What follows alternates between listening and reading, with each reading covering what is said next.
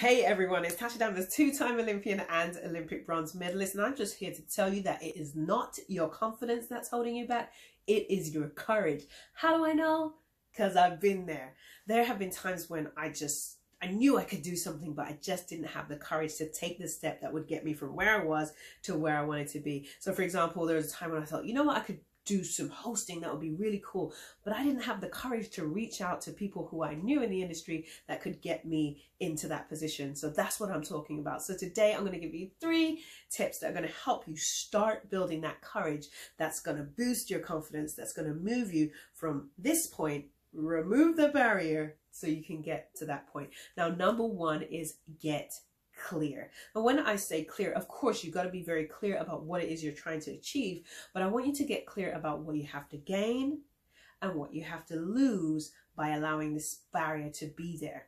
Now, when you see what you have to gain, what your family could benefit, how your children, how your friends, if you could achieve this goal, it starts to stir something up. And if you see what you have to lose by not having this courage, you'll start to really get going and say, you know what, I've got to do this. I have got to do this. Now, number 2 is get accountability. Now, I am big on accountability because I come from sports and I always had a coach. I always had someone I was accountable to. So I believe that in order to really move faster, and there are stats out there that will tell you, in order to really move faster and make progress in an amazing way, you need accountability.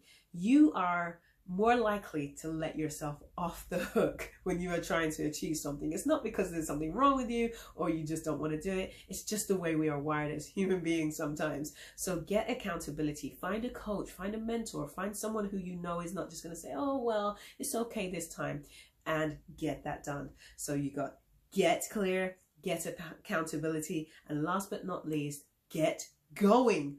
Nothing happens until you make it happen. So sometimes you just have to do it.